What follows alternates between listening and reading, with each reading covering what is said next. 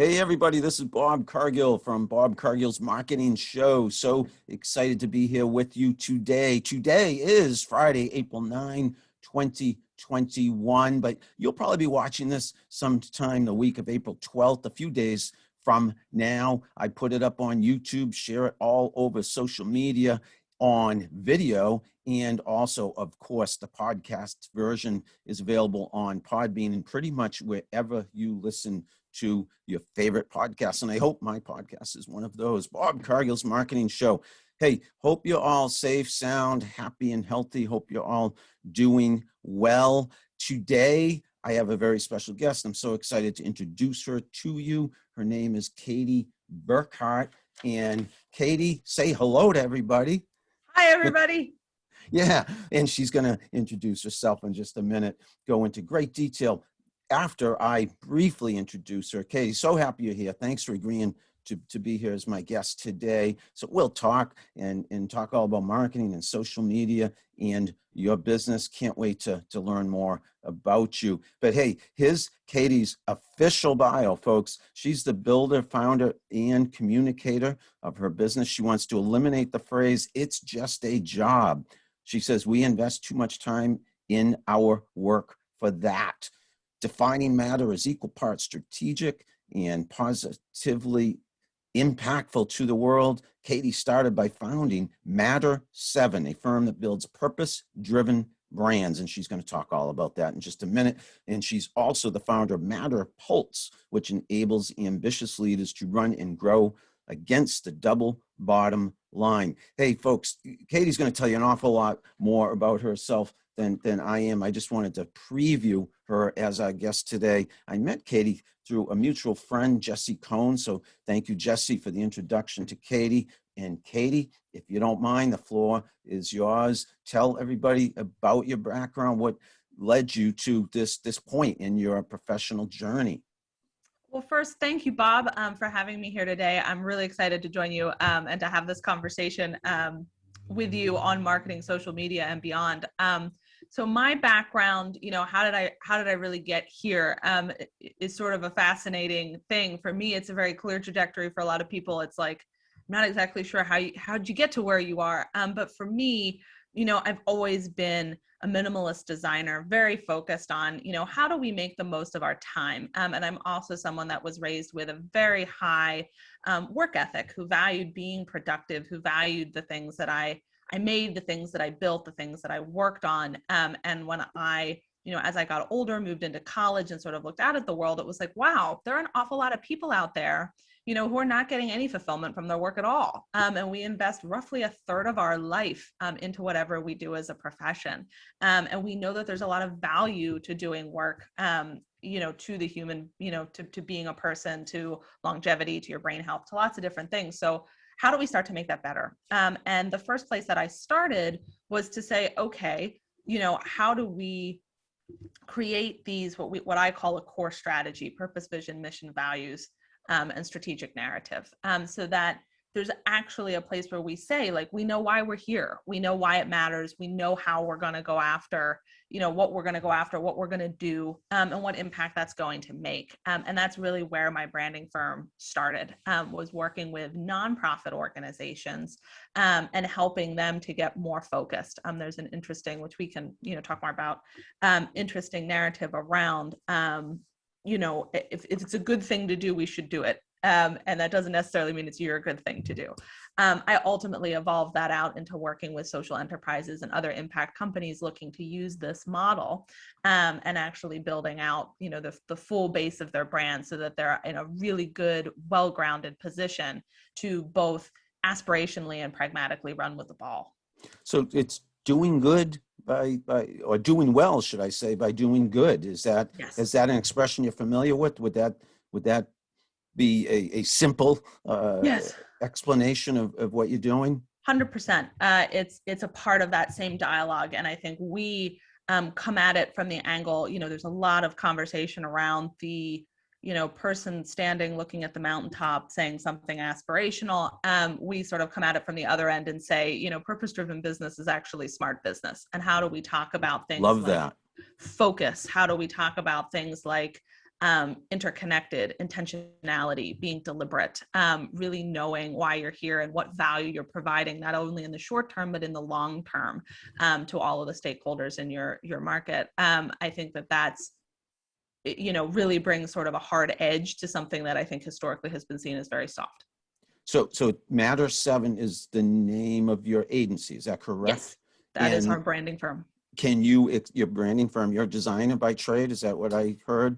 Yes. So my background is actually in, storytelling, design, with a random high degree of project management, which has been an interesting part of building my firm and other initiatives. That is a fantastic combination of skills, because the project management, I've worked in the agency business for longer than I care to admit, decades, not just years, and project management skills, the ability to organize and manage projects is so invaluable.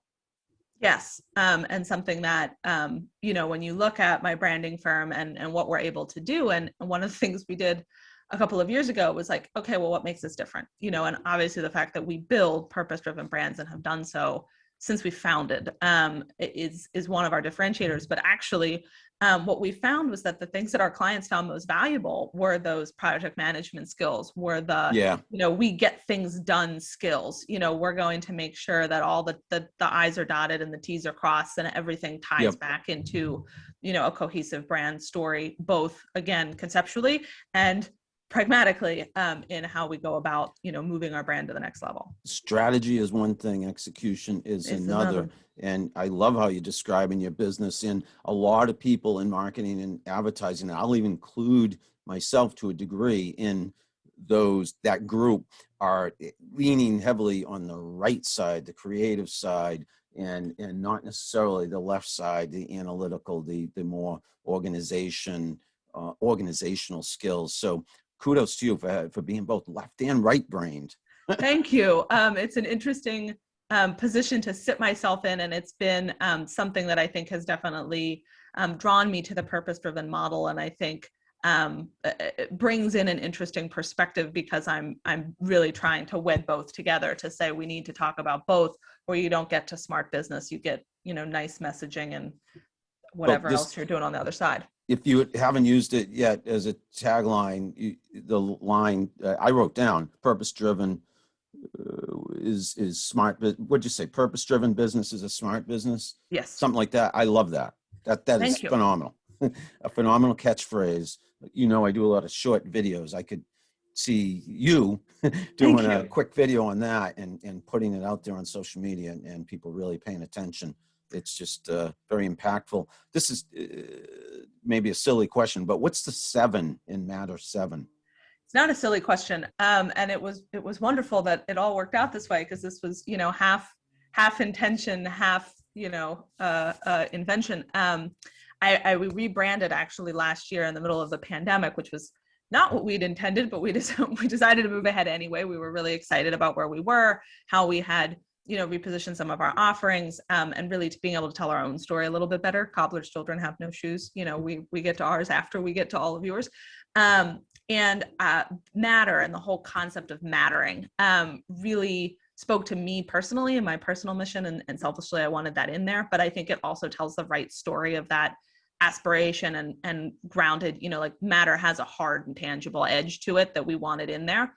The 7 came in that the way we talk about branding is we utilize something called a tangram, which is a puzzle with 7 pieces. And it always has the same 7 pieces, and you can rearrange it to form a ludicrous number of different shapes. And the way we think about branding is that we use your purpose as a guide to set those shapes in the right order to tell your specific brand story. But the reality is the pieces are largely the same. You have messaging, you have a website, you have collateral, you have the pieces, you have people, you have a team, are largely the same, but we've got to use that purpose to set them just right to you. So that's the first part of the 7. And then the invention was when we did finally solidify our core offering, it ended up having 7 steps. So we build brands using a 7-step process. That is like fantastic, Mark. Yeah. Like when that happens, you're like, what? This again, it's also a combination of left and right brain. I mean, you're thinking things through strategically, analytically, and then boom, you also have that promotional angle, which is, where my brain and heart always goes is, how can we promote the business? You have so many different ways you can promote your business. And you're also very timely and relevant, I think, with the services you deliver. But I want to learn more about the services you deliver. And not everybody knows what a, quote, purpose-driven brand is. Can anybody be a purpose-driven brand? Do you turn, should I say can I say non-purpose-driven brands into purpose-driven brands? How does that happen? What's the process? So the first thing I'll say is I'm writing content as we speak to put up a page on our website that answers, the title of the page is what is a purpose-driven brand? Boom. It's a question we get asked. So I'm working my way through this. And it sort of ties into one of the other things that I've been working on, which is called MatterLogic, which is where we've actually gone out and said, what is the purpose-driven model? What does it mean to run as a purpose-driven business? Which is very much related to what does it mean to be a purpose-driven brand? You, Bob, I'm sure know that brand is as much about what you say, but is actually more about what you do. And how aligned are you? Your brand is the full experience that somebody gets when they come and talk to you. And if I may add, what people say about you. Yes. You may say you're one thing, but what does your audience say about you? So yes. Actions speak louder than words. And then how they view you is I think very important. I don't know if that. Yes, but we got to start with something in order to introduce ourselves to then get somebody to say something back. So there's a constant listening. And really for a purpose-driven brand, you're listening to numerous stakeholders versus exclusively to customers. And that's been a little bit of a shift, I think, for some people. But sort of in a very fundamental sense, to get to being either a purpose-driven brand or business, you have to have a purpose. And this is something that is frequently confused or misdefined or defined as other things that it is not. So I actually wrote an article recently on, your purpose isn't your ESG metrics. It isn't your inclusion and diversity. These are all things that you as a purpose-driven business probably care about and should care about, but your purpose is your fundamental reason for being. Why do you exist? Why do you do what you do? Why does what you do matter? And should be looking to your second question about, can anybody be a purpose-driven business? I am of the slightly less popular mindset that you do not have to be saving the whales to utilize a purpose-driven model. If you're providing long-term value to someone and you're abiding by the other principles of a purpose-driven business, you can absolutely take advantage of this model and be really successful. For example, my firm follows the model. If we're going to purport that this is what you should be, certainly we should take our own advice. So we have a stated purpose, vision, mission, values. We do our best to make our decisions based on that core strategy and to act in line with that strategy. And we are even doing our best to start tracking some basic metrics on, are we actually doing and making the impact that we claim to be making? So Katie, I want to drill down a little further. So fundamental reason for being is something you said that to me is a little, if you don't mind me saying so, abstract and high level. So having worked in the agency marketing world for almost 40 years, believe it or not, I'm thinking of all the places I've worked, including on my own now for the last 4 years. And I had a 7-year stint on my own in the 90s as well. Fundamental reason for being is, a lot of folks I have seen in business focus on revenue, focus on selling, whatever it is they have to offer, their products and services.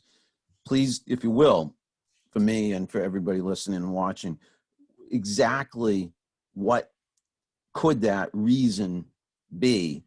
And could you give me even multiple examples? Meaning, besides, obviously, you make the best shoes or the best bagels. Do you know what I mean? Absolutely. So one of the ways to look at it, because you brought up a really good I think I know the answer, but I want to hear from you. No. It's a good question.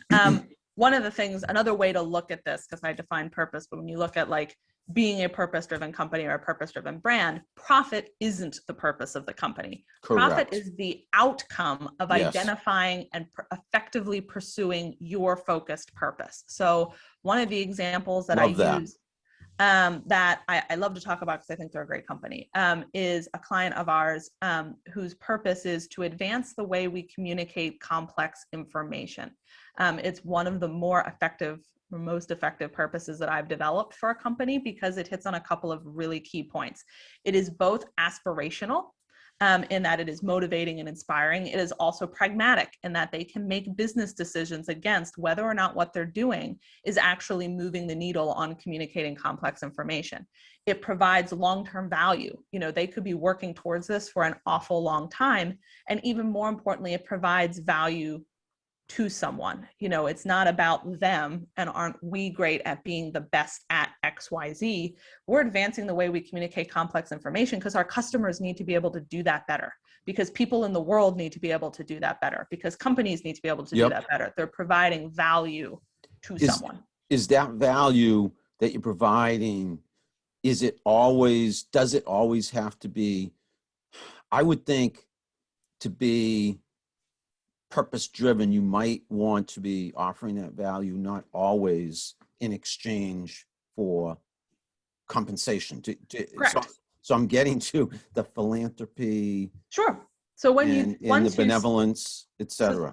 Great question. So when we look at that, we talk about your whole core strategy, which is another piece that I think makes our firm and some of my own methodology a scoosh unique from others, in that it's not sufficient to say, well, we have our purpose statement, we're good. Or we're a nonprofit, we have a mission statement, we're good. Purpose, vision, mission, values, and strategic narrative are all parts of one core strategy, and they each serve a specific function to make that strategy work. So what you're talking about actually moves you down into the mission. What exactly are we doing? Actions and verbs are things we tell people to focus on in the mission. What are we doing to advance the way we communicate complex information? So in the case of this company, they create software that allows you to do that. But one of the other things they do is create education. They're outputting content that's free to help people learn more about this. They may be choosing to make a charitable contribution that has something to do with this. They may change how they're delivering business because it makes this better. That's where you start to bake that into your mission. And there are many ways, and as your organization gets bigger and more complex, your mission will likely have multiple prongs to really move it forward. I'm getting very excited because I feel like, so I'm going to be selfish here and focus on me and my brand, if you don't mind. I feel like I am a purpose-driven business because I have always believed, especially since the advent of social media, and people who know me will I think corroborate this as a fact, that marketing should be more transparent, that communications should be more two-way, we should listen to our customers, and that we should provide them with education and information for free about our business and about marketing, and do that within the industry as well. So, and that's one reason I love having a blog. One reason you and I were talking before we hit record. One reason I have a podcast. So I feel like I'm a good candidate.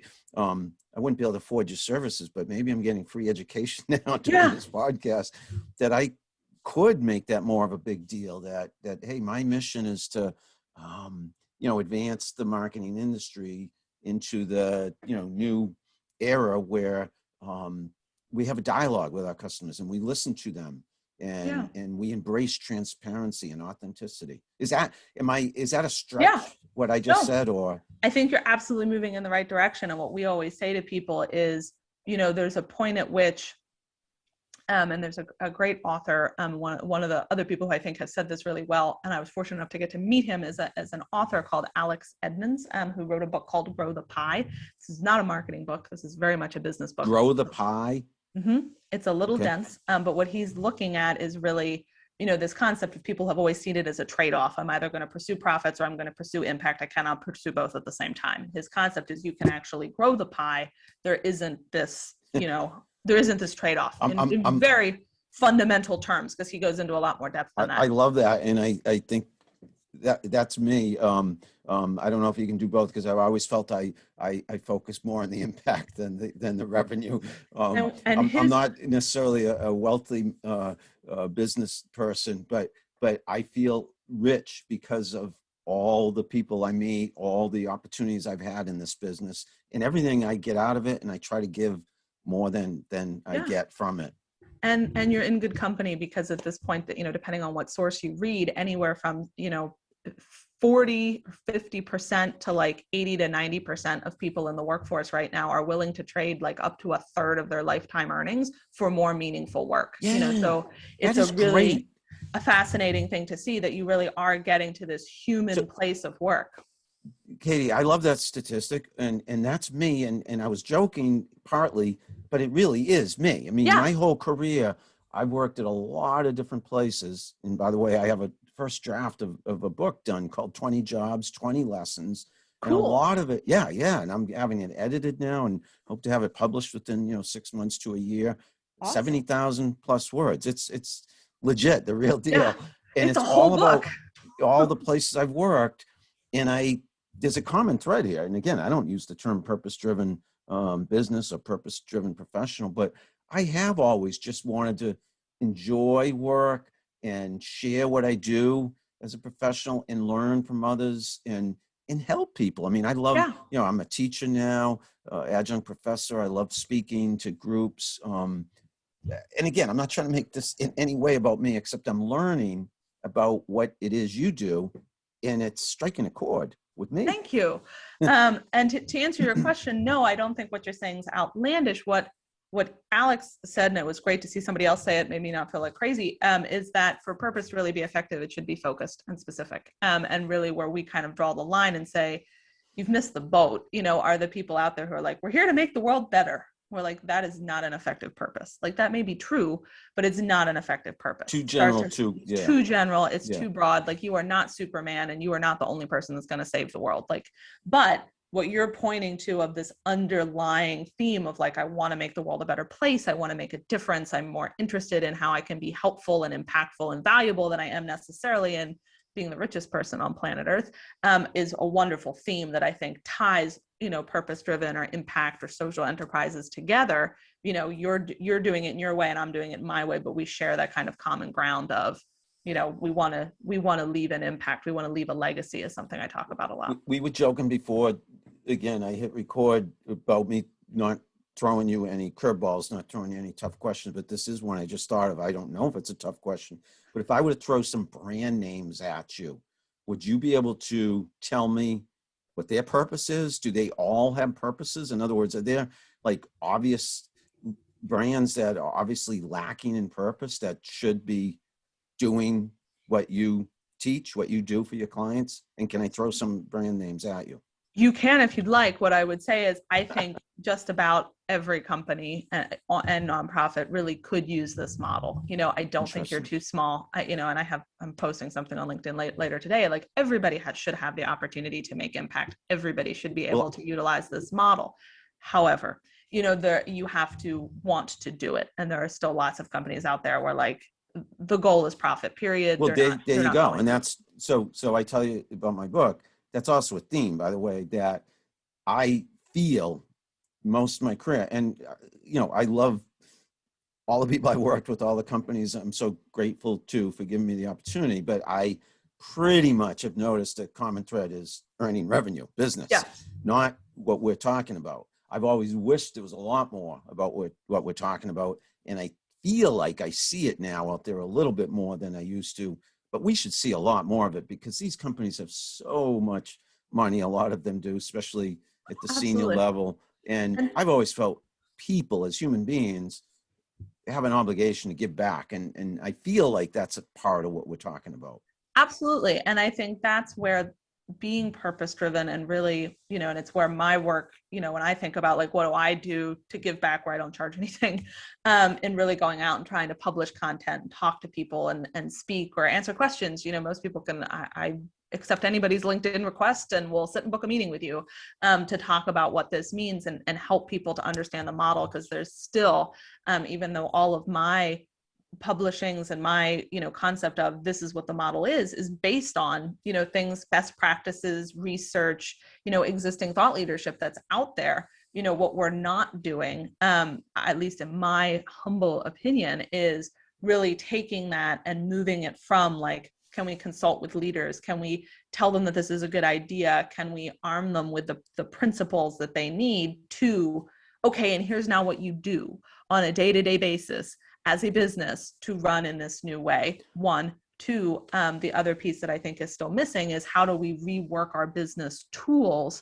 to fit what it means to be purpose driven, because it isn't an either or. You should, by pursuing a focused purpose, you'll have a smarter business, you'll be more effective, you will grow your revenues. But there still seems to be a gap around that, and it's something I'm hoping to be part of solving that. My second company, MatterPulse, is all about operationalizing the model, creating the through line that connects finance, impact, and people, to really move that through. It's not a particularly good marketing conversation, but I do want to throw out there that there are people, and I talked to somebody else the other day, there are some of us out there saying, hold up, how do we start to translate this from the brand marketing, messaging, strategic, conceptual end to the now what do we do? So that's your MatterPulse, where you said you operationalize what it is that you teach and preach at Matter 7.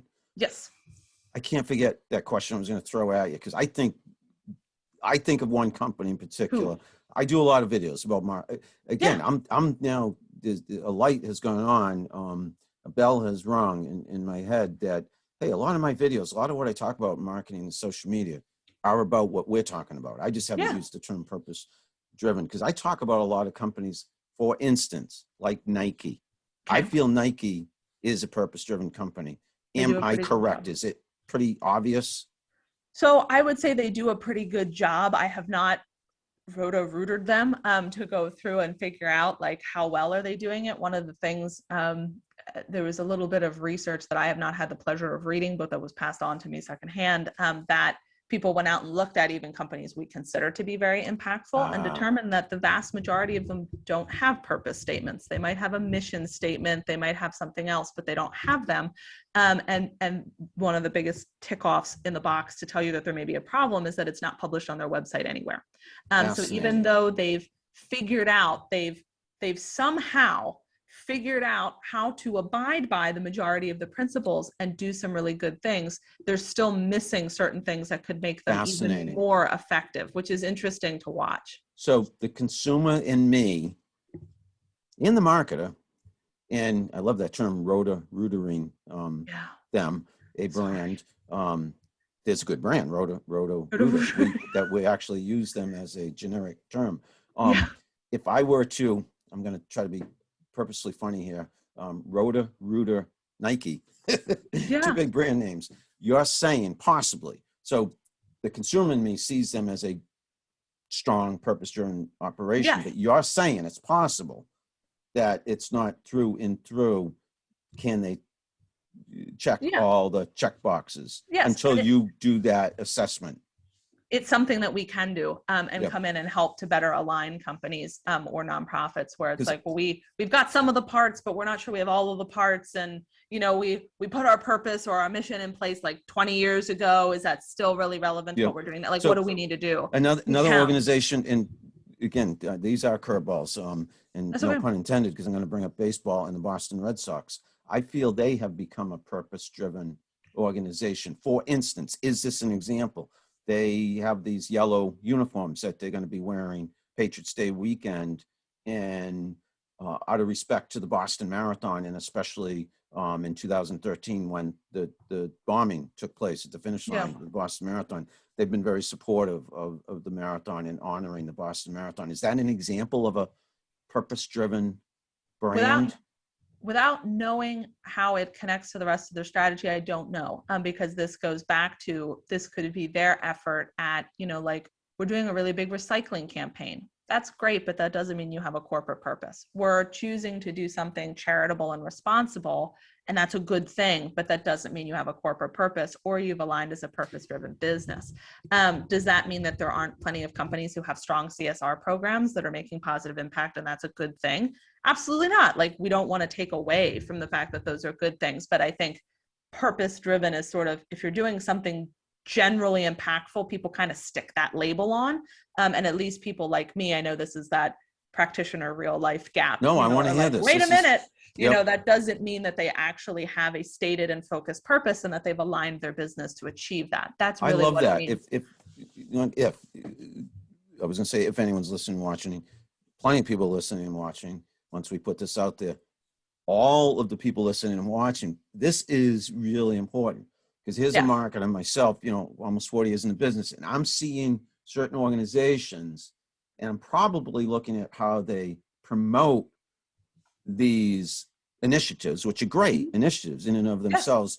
But what Katie's saying is, let's look under the hood, if you will, and that's where we want to go in 2021 and beyond, is looking under the hood, businesses, yourselves, and with the help of Katie and other folks internally and external resources, and make sure it's operationalized and formalized and permanent, not just ephemeral for the sake of marketing and PR purposes. Which is, I think, where it tends to get stuck. And on some levels, I'm of the mindset that I'm like, if you're not really doing it all the way, don't do it. Like you could put your business at risk, for people saying like, we know you're just posturing, or we know that you jumped on this particular bandwagon because it's posturing in the news right now. And now I'm pissed at you, and that can cause a lot of problems. But it's fraudulent. It's not sincere. Exactly. But to sort of take fraudulent's a strong word, but it's not through and through sincere. Absolutely. It's we're only doing this because we're hoping that by promoting this cause, it's going to have business value to us. And we're like, oh, like you've now got into this for the wrong reason, not because purpose and profit aren't linked. They are, but because you're trying to use it as there's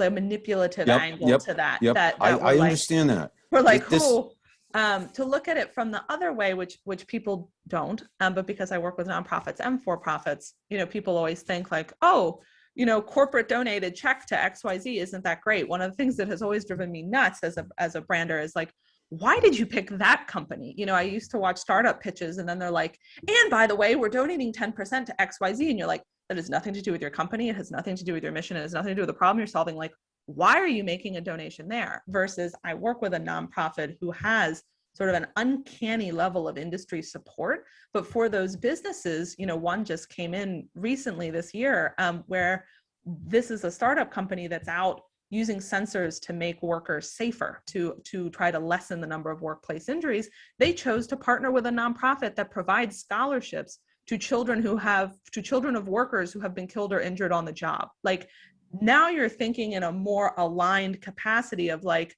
of course we would support this charity because this makes perfect sense with what else that we're doing, versus we made a donation to a charity, which is something that as a marketer, and especially as a brander, we always talked about being like, how brand aligned is this? And for me, I'm like, this is a group of companies that figured out that this is not only good to do, but it's very brand aligned. And as a result, they have, not only a check being written, but very engaged employees, it makes sense for them to be doing it. And that's usually one of the litmus tests I ask people is like, well, why did you pick this charity?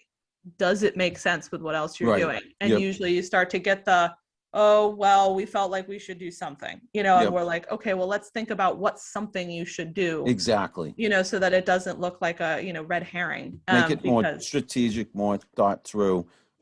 Yeah. And for the record, I want to go back and say, I think my amateur, and I say amateur because I'm not a purpose-driven marketer per se, my amateur impression is that a company like Nike and an organization like the Red Sox are doing a lot of the right things. But what you're saying, and I agree, any organization, if we're only seeing certain initiatives, we need to look under the hood, and any company should look under its own hood. Today, more than ever, this is important with regard to purpose-driven marketing. Can I segue a little bit, if you don't mind? Because I want to learn, if you don't mind, more about you and how you get to this point. Because I think at the beginning I said, tell us about yourself and your journey. I love hearing about professional and personal journey. So you can combine personal and professional. But how'd you get to this point? Can you tell me where you went to college and other jobs before you started your own business, that kind of thing? So I was an athlete I was always a multi-hyphenate. That was like a new term somebody introduced me to. A I always multi did what? multi-hyphenate. I've never heard The that term. concept, that you do, I have neither. I was like, that's cool. The concept that you're a founder and an artist and a whatever, like that you don't just do one thing. Yes, I I love was, that. That's like a three, what is it? In baseball, it's called something like 3, 4, 5 yeah, point star. I forget. They can throw, they can catch, they can hit. exactly. We called it a triple threat in Yeah. theater, if you could Theater, sing, yes. dance, Theater. and yeah. Yep. Yep. So it was, That's you. Look at that. yes, was like one of the things that I was like, oh, that's cool to have a word for it. Me, I just always did things that I thought were really interesting. And I was somebody who had a hard time if you said to me, like, you have to pick one. I would be like, oh my God, that sounds awful, because my brain needs enough space to sort of go back and forth. But I started as an athlete for a long time. What sport? You're saying athlete. I was a swimmer. I was a Oh, swimmer for a long time. that's a great sport. That's a tough sport. Yeah. I have done some swimming. I'm a runner, and a few winters ago, I was serious hamstring injury, so I took a couple 3 months off. I forget how long during the winter, and I did lap swimming, and Yeah. that is a tougher sport than people realize. And it felt so good to do those lap swims, over and over and over again. Yeah, it's the over and over and over again that like Yeah. I had reached a point where I would swim with my eyes closed because I'd be in practice for like 3 hours, 4 hours, 5 hours, 6 hours, and after a while you're like, there's nothing, like I can only look at the line on the bottom of the pool so long, like in your It's coming up with monotonous. ways to entertain yourself. But I reached a point where I was like, I need to now look at college. I need to figure out what I want to do. Like while being an athlete has been great. Like I don't necessarily care if I get to the Olympics. It's an odd thing to say, but it's true. And I don't really want to be a coach. Like, what do I do next? You're like a serious athlete. You just mentioned the Olympics. Like that was something you were. That's the track that most people follow. Like, were you following? Were you on that path? Yes. They were like, you want to keep moving through this and, get a D1 scholarship, and then you can make your way to trials and do, like that's, if you're in athletics, like that's what you're going to do. Yes. You're either going to pursue a professional sport or you're going to become a coach. And all of those things, I was like, this is not my trajectory. And I determined that I was also feeling very pressured to get rid of other interests I had because I didn't have enough time. So I reprioritized life. I had a friend who was very active in the theater program and was like, I think you could make a lot more use of your varied skills here.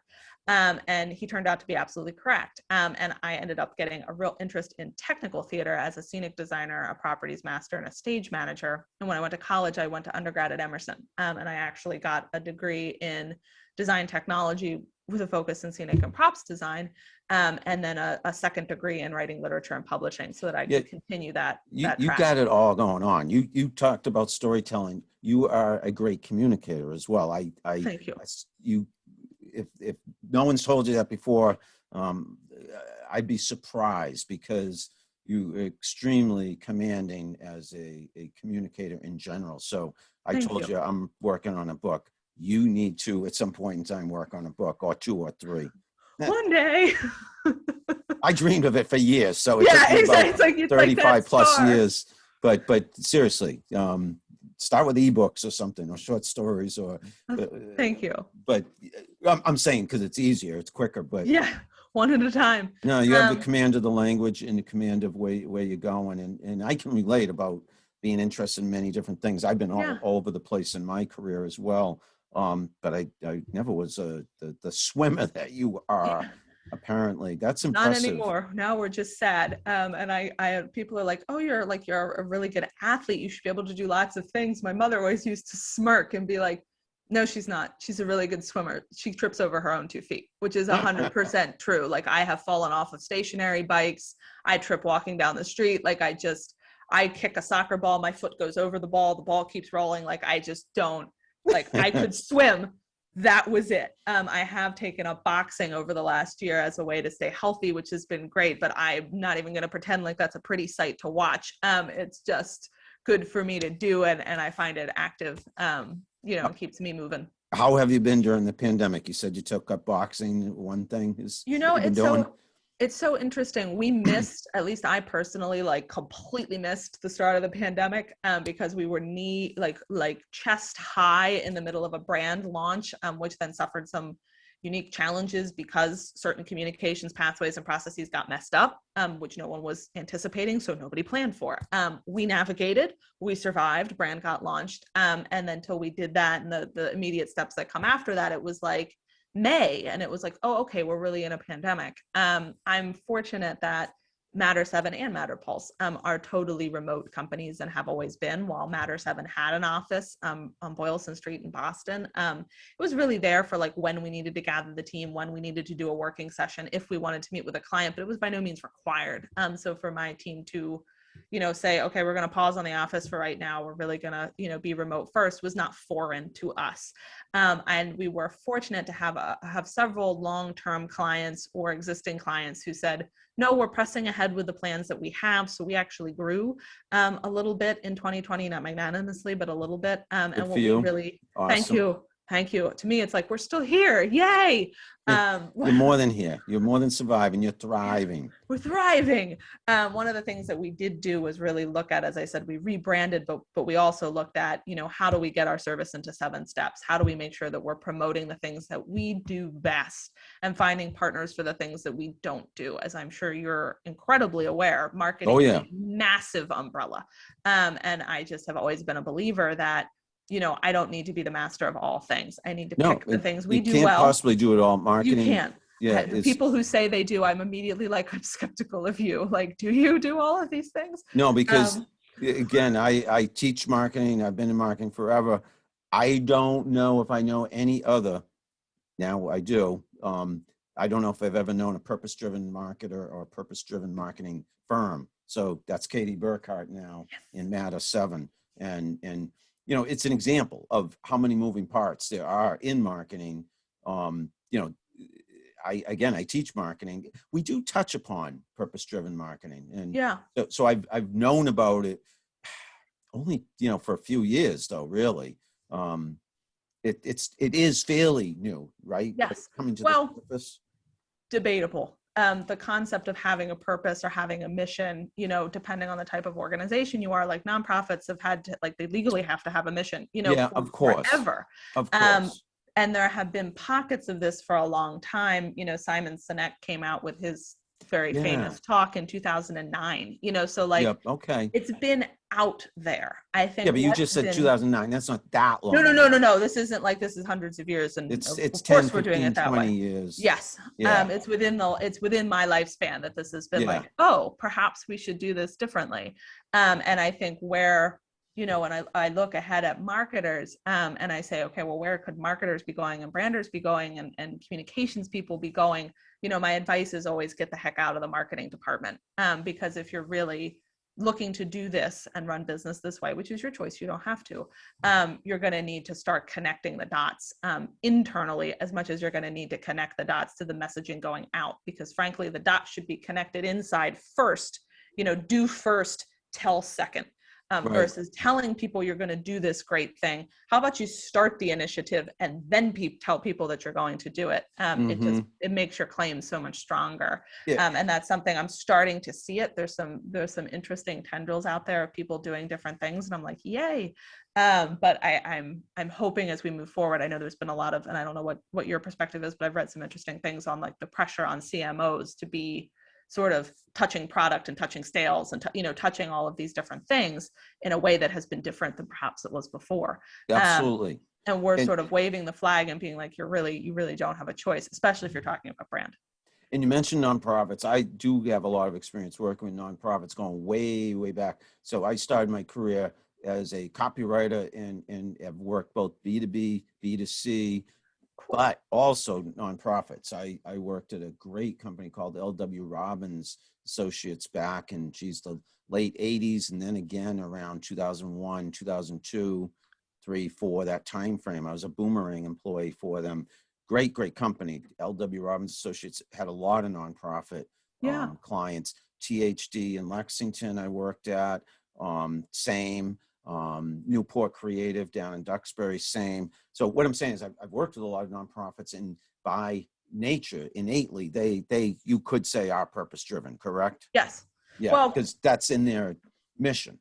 They are impact organizations fundamentally because they have no choice. But one of the things that I've found is that very few of them have a purpose, because they're like, well, we have our mission, we don't need a purpose. And we're like, but you do. Like, but why are you doing these things? Like, it's great that you're offering a meals program, but like, why? What are you trying to do?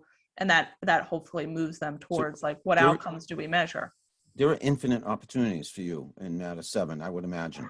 We like to think so. Even if what we're doing is coming into someone that's gotten 80% of the way there, and they're saying to us, what else can we do to do this better? You know, how can we maximize what we're doing or where we've invested? Great, let's do that. I have a client that's been with us for years, who's actually coming back to us and saying like, we need some help looking at this core strategy specifically, you know, our logo and stuff like that's all fine, but we need to look at this core strategy. And then we actually want to talk to MatterPulse about like, and what do we measure to prove that we're doing these things, which is something that we sort of assume somebody's doing somewhere, but there's still sort of a pervasive, like, what was a good thing to do, and that's good enough, you know. And yes, you can take measurement to an extreme where it's no longer productive, because it lacks meaning and it's overwhelming, but having some measures in place to be able to say like, we did something. For example, people look at Tom's shoes and they say like, oh, they buy one, they give one, it's great, period. Mhm. And I'm always like, no, period. Like, there is so much after that, as far as like, how do they do it? Which shoes get donated? How do they distribute the shoes? And in fact, there's been some good articles coming out. I'm trying to find someone at Tom's to talk to, because I'm purely curious. They have reworked their entire giving model because they realized they were actually causing problems in dumping all these shoes into different ecosystems, you know, so they were having unintended negative consequences that they didn't think about, and they needed to step back and really granularly understand the impact they were making, how they were making it, et cetera. So it's interesting to watch that. So I asked you about 2 other organizations earlier on. It sounds like in answer to my question might be that earlier question, Tom's Shoes is a good example. Am I hearing that? A purpose-driven They're a strong brand. example. And I Strong think they're example. at least in what I've been able to read, because I haven't gotten to talk to anybody, they're also an example that I appreciate, because they're willing to talk about their journey and be able to say like, oh, you know, we coined the buy one. I mean, arguably they coined the buy one, give one model, and we've realized that it's not sufficient, and or that there are problems with it at scale. And we're willing to step back and do something about it. You get me to thinking, again, my mind goes in many different places. I like bracelets. I don't have one on now, but I've bought those Loci or Loki. Are they Loci or Loki? Don't ask me. I pronounce everything Let's wrong. say Loci. I think they are bracelets, and they give a certain percentage of the sale to a nonprofit. And it seems like, to again, my amateur eyes, that they would be an example of a purpose-driven brand. Is that? Yes. They're at least taking the first step of like, we've baked it into our commercial model. Like, it's guaranteed to happen. It's not something that we think about. Extremely educational.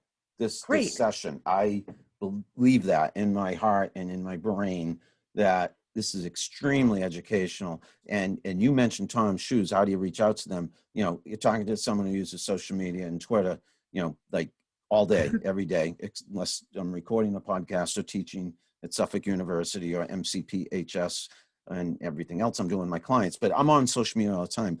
We need to take that little clip a few minutes ago of you talking about Tom's Shoes and tag them on Twitter and say, hey, Katie wants to talk to you. Because isn't that what I heard? You want to talk to them? Yes, I would love to talk to, you know, whoever. Reach out to them on Twitter. And I saved an article because I want to read it. Whoever's directing their sustainability was just interviewed talking about like, here's our new plan. And I'm interested to read what's in the plan, but would love to know, like, utterly no judgment, but purely understand, like, what did you go through to get to the new plan? What did you discover? You know, how are you, you know, taking it a couple steps deeper? Like, how are you really putting this together? Because I know they're very thoughtful. Allbirds is actually doing a fairly good job with certain things. Allbirds, the shoe company. I don't know that shoe company. Oh, you should look them up. Allbirds. Allbirds. Allbirds. Yeah, as it sounds. Okay.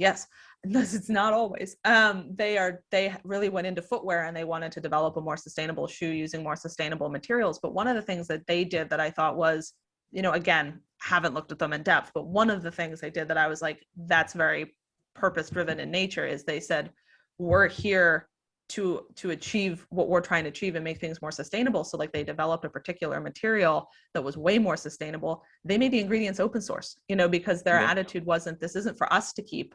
we want more companies to use this material, so we're going to make it open source. That's a very, Okay. collaborative way to approach things. You are on to something. I know you know that. I have kids, 2 sons, college age, a little older than college age. And I know this is how they shop. From teaching all the college students I do, I know this is how, Gen Z, some millennials shop based on what they see in terms of the brands and businesses doing, and I mean doing, not just saying, Yeah. with regard to sustainability, with regard to purpose. So you are on to something big. Matter 7 is going to become Matter, 777. It's you're going to become huge. I mean, your business, if you want it to be, because I think you are like, just in the infancy of this thing that should be big. Your lips to God's ears, as it were. We're excited about everything that we're working on. It's been, when I think about, what gets me really excited, in what I'm doing is when I talk to people and they're like, this is really exciting, or more importantly, like not self-validation of like, yeah, I already knew that and it's great. But those people who say like, I never thought about it this way before, but this actually makes a lot of sense. And really being able to help people, I think, look at this in a way that it perhaps hasn't been looked at before, and hopefully get to people who maybe didn't self-identify as impact focused, but helping them to realize that they could be. Well, almost, frankly, like myself, I don't formalize or identify necessarily as a purpose-driven personal brand, but the more I learn about this, I think it is ingrained in me. I think I've always been, and again, not patting myself on the back, but aligned with everything we're talking about. Yeah. I've just never formalized it and maybe, again, even realized it. I think it's so important, everything that we're talking about. I'm looking at the clock. I want to gradually wind things down, if you don't mind. So I want to get to a few other questions that may be a little off topic in terms of purpose-driven. That's okay. Brands. Again, a little more personal, but relating to professional. I do a ton of social media. That's my thing. I embraced it early on. Started my blog in 2004 and haven't looked back. I'm a traditional marketer, copywriter, creative director. But again, I went into the social media field hard and heavy early on and love everything to do with social media. And so I'd be remiss if I don't ask you a few questions in terms of how does your brand, how does your business use social media? How do you personally use social media? And what specifically channels might you use in favor? So this is in short, not well. And this is an area where we could learn a lot from you as far as how we could do this better and take more advantage of it. And I think one of my personal hurdles, which has affected my businesses, but speaking of Jesse Cohn, we're working to try to change that, is that I don't think to be pushing myself out there all the time. It's not my nature. I'm definitely a worker bee, heads down, doing the project, and then I forget that like there's that promotional aspect. But the platform that I like the most and that I think I use the most, and I think will continue to use the most, both personally and for my companies, is actually LinkedIn. Which is right here on my left monitor. Yes. People can't see, but you are, and I can't believe we weren't connected until. I still might not be connected. I think I sent you the request. I accepted, I hope. If I didn't, I'll fix it. Because I'm looking at you on LinkedIn here and right here on thank you. Straight ahead on Zoom. Go ahead. But it's been, really the platform I had probably adopted right after Facebook, because Facebook was like brand new and cool when it came out and I was the right age. But LinkedIn was probably the one I grabbed next. And of all of them, it has not lost my favor. I appreciate that. There are people have very different. I was in a conversation earlier this week about like, do you accept people who just connect with you? Do you have to know them to connect with them? I'm like, it's a networking platform. Like, if you want to talk to me, connect with me. Let's put 15 minutes on the books. Now, if I can't get you to talk to me and I don't know who you are, I may remove you at some point, because I do try to be a little mindful that like I know peripherally everybody in my network. So if somebody asks for an introduction, I'm like, ooh, guess what? I don't actually know them, because that's not helpful. But it's really been a great place for me to both meet totally new people, because I'm not above like seeing somebody's post and being like, you seem like a smart person. Like, I'm going to connect to you and see if we can talk for 15 minutes. And it's also been a great place for me to share what I'm working on and to hear from other people, both I think LinkedIn still leaves room for people to share their professional journeys with a Mm-hmm. level of personalization that I appreciate. But there's, generally speaking, a good amount of value in whatever is being shared versus dog videos, which Mm-hmm. dogs are Well, adorable. But personally, I find that LinkedIn is where I gravitate. Probably runner up is Medium, which is something that a lot of people don't consider it social. Some people consider it a publishing platform. But if you really want to get the most out of it, you should be it's treating it social as a media. social I've used platform. Medium in the past, and I saw some of your, I think, articles on Medium Yes, when I I've was been doing. publishing there Yeah. since I started. I've liked it. It's been a great way to get out there, to meet publications. I'm hoping to use it in reverse and get people to contribute to a small publication So I'm starting. So I would highly, if you don't mind me go saying ahead. so, encourage you to use Twitter, Yeah. and you could connect directly with a lot of brands and a lot of people quite easily, because once they're following you, certainly there's implied consent to talk to them. Talk to them. But even if they're not connected to you, that it's an open network. I mean, unlike LinkedIn, well, LinkedIn, I guess you can tag people you don't know, but Twitter, you definitely can tag people you Yes. don't know, and just say, hey, love to talk to you Talk about to this, you. or hey, thought you might be interested in this. And I just find Twitter fascinating. Oh, that You is, could take quotes from this video. We could take little snippets. Like I say, you could literally take out the snippet where you say you want to talk to Tom's, and you tag them. And because it's public yeah. and so transparent, more often than not, I think you're going to get a response if Yeah. what you're asking for is legit and aligned with, their brand. So that's a suggestion. But you have so much to share. I mean, there's so much content. You're blogging, your article writing, Yes. but videos. You could do a lot of video, Katie. You're I, really good, thank you. as a speaker, and articulate, because there's so much education. I think hearing from you, seeing the passion, the enthusiasm, seeing that your heart's in it, that's what's going to help you sell, I think, and reach out to more and more people. Well, thank you, Bob. I just, very much just, appreciate that.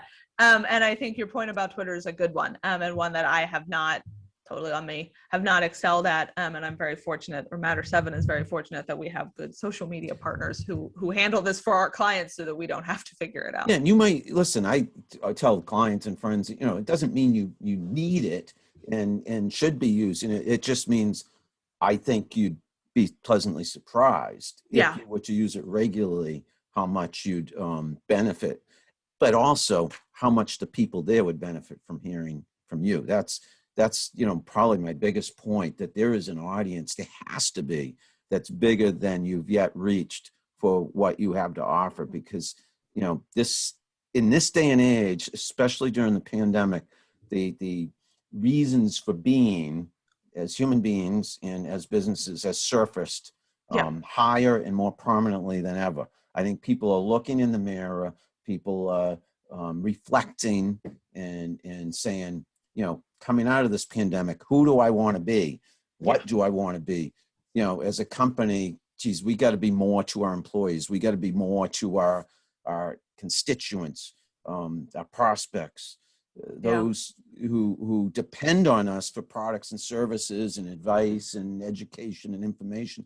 We need to be more than just talk and what we are currently delivering. We need to have a bigger purpose, and actions speak louder than words. And 100%. you're the one to help them with all of that, Katie, to hold their hand as they go through that process. Well, I certainly hope so. And to everything you just said, I think one of the questions that companies and people can be asking themselves right now is, who do I help them become? Who are you helping your employees become? Who are you helping your customers become? By virtue of the fact that they're, engaging with your brand in whatever way that they're choosing to do that. I think that's we talk about that, in customer personas in different ways, but I still think it was a question that was introduced to me in something I was reading. And I'm like, that's a really good question. And it gives a different perspective on what you're thinking about, that it's not just about your actions, it's that your actions serve the purpose of helping someone else. And it's putting that someone else, usually your customer, but certainly your team as well, in that center stage role. Katie, if people wanted to connect with you, if they wanted to reach out to you, you've obviously mentioned LinkedIn. Yes. You could reinforce that. when you answer this question, I want to ask, how can people reach you, connect with you, follow you? Feel free, please, to give out URLs and social media Absolutely. presence, phone number.